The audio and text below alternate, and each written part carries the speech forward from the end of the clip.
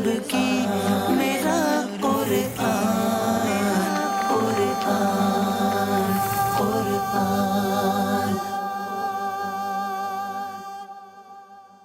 نحمده ونسلم علی رسولہ الکریم، اما بعد فاعوذ باللہ من الشیطان الرجیم، بسم اللہ الرحمن الرحیم۔ میرے تمام ناظرین کرام، السلام علیکم ورحمۃ اللہ وبرکاتہ۔ سلسلہ ہے ایک قصہ ہے قرآن سے۔ تو آج ہم ایک ایسا قرآنی واقعہ سننے جا رہے ہیں کہ جس واقعے کے اندر اللہ رب العالمین نے مسلمانوں کے لیے بہت زیادہ عبرت کے مدنی پھول چھپا رکھے ہیں۔ تو یہ واقعہ ہے ان یہودیوں کا کہ جن کو اللہ رب العالمین کی نافرمانی کی وجہ سے بندروں میں تبدیل کر دیا گیا۔ جی ہاں، موضوع ہے 12,000 یہودی بندر بن گئے۔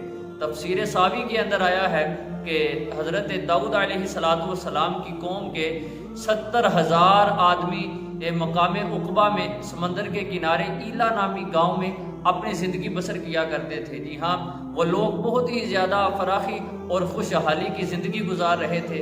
ان کو کسی طرح کی کوئی پریشانی نہ تھی، نہ ان پر کوئی آفت تھی، نہ ان پر بیماریاں تھیں، اور رزق کی کشادگی بہت زیادہ تھی۔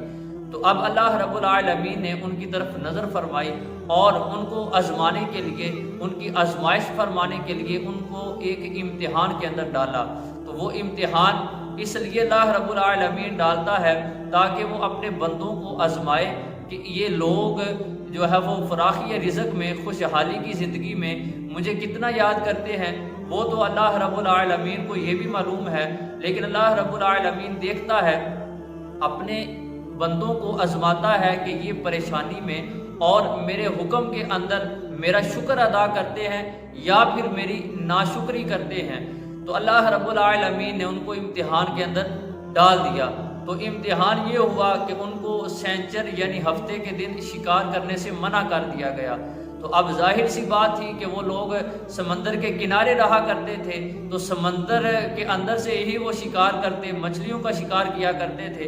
تو جس وقت اللہ رب العالمین نے ان لوگوں کو ہفتے کے دن شکار کرنے سے منع فرما دیا، تو امتحان کا انداز اس طرح سے رکھ دیا کہ ہفتے کے دن سمندر کا کنارہ مچھلیوں سے بھر جاتا، اور باقی دنوں کے اندر مچھلیاں آتی ضرور تھیں لیکن بہت زیادہ کم آیا کرتی تھی۔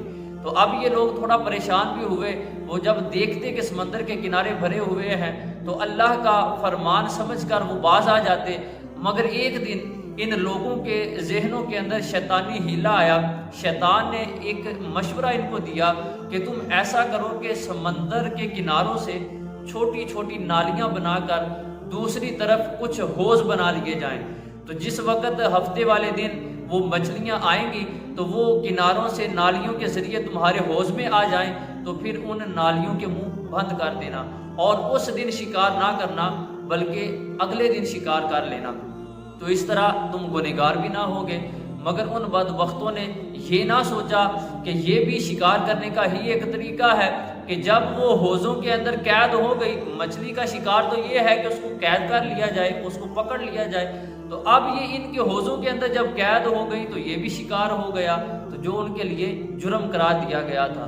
تو لہٰذا اس موقع پر ان یہودیوں کے اس 70,000 افراد کی بستی میں 3 گروہ بن گئے۔ جی ہاں، ایک گروہ وہ بنا کہ جو ان لوگوں کو اس کبھی جرم سے، اللہ کی نافرمانی سے منع کرتا رہا، ان کو روکتا رہا کہ اس اپنے عمل سے باز آ جاؤ۔ دوسرا گروہ وہ بنا کہ جو لوگ دل سے تو اس کو برا جانتے تھے مگر کسی کو منع نہیں کرتے تھے، بلکہ وہ جو سمجھانے والوں سے، منع کرنے والوں سے کہا کرتے کہ تم ایسوں کو کیوں سمجھا رہے ہو کہ جنہوں نے اللہ کی نافرمانی کے باعث اپنے اوپر اللہ کے عذاب کو دعوت دے رکھی ہے، وہ دعوت دے رہے ہیں کہ ہم پر عذاب الہی نازل ہو جائے۔ تو لہٰذا اس طرح 3 گروہ بنے۔ تیسرا گروہ یہ بنا کہ جو ان بدبختوں اور سرکشوں کا گروہ تھا، وہ یہ اپنا کام کرتے رہے۔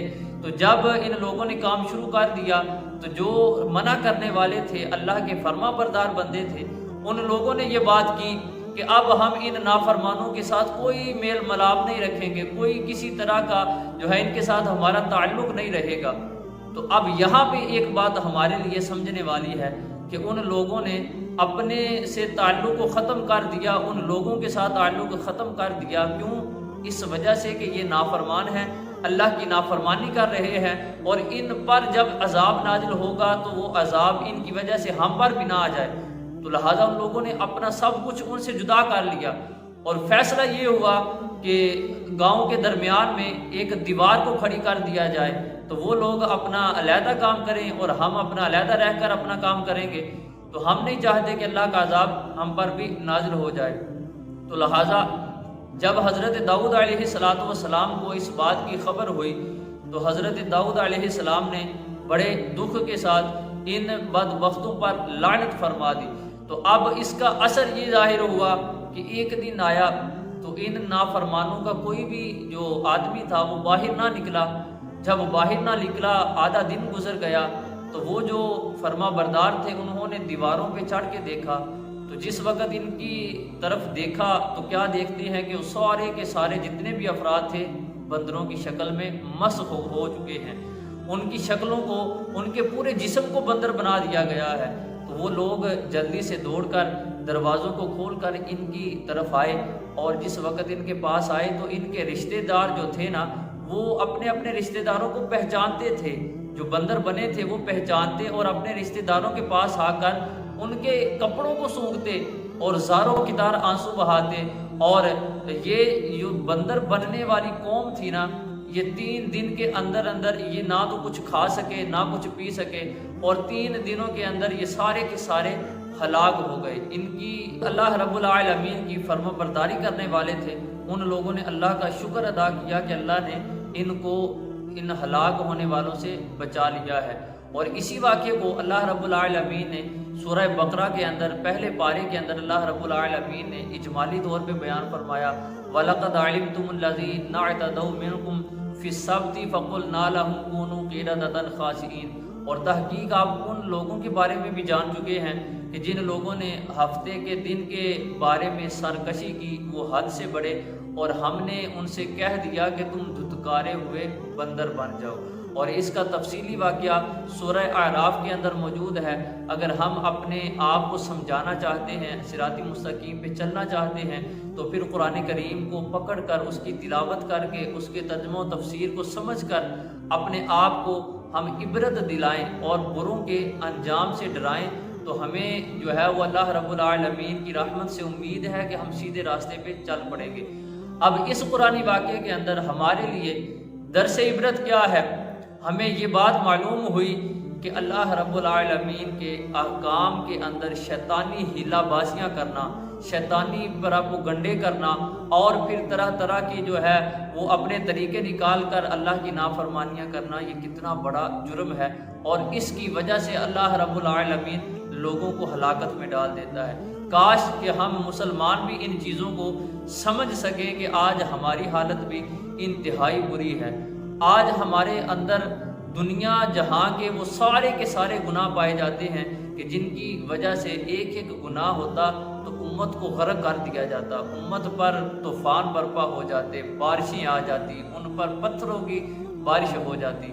تو یہ امت، اس کے اندر ہر طرح کا گناہ موجود ہے، زنا کاری موجود ہے، لواطت موجود ہے، شراب کاری موجود ہے، جوا کاری موجود ہے، اور نہ جانے کتنے ایسے گناہ ہیں کہ جن کی وجہ سے ان لوگوں کو ہلاک کیا گیا، اور یہ امت ان گناہوں کو کرتی چلی جا رہی ہے۔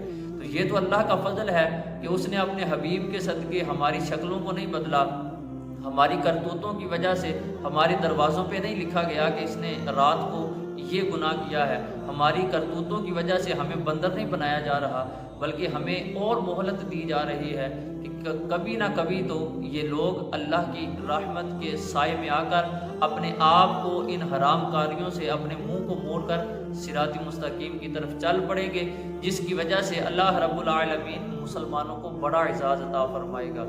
تو اللہ رب العالمین کی بارگاہ عالی شان میں دعا ہے کہ اللہ ہمیں قرآن کریم کی تلاوت کرنے، اس کو سمجھنے کی توفیق عطا فرمائے، اور برے لوگوں کے انجام کو جان کر ہمیں بھی اپنے انجام کی فکر کرنے کی توفیق عطا فرمائے۔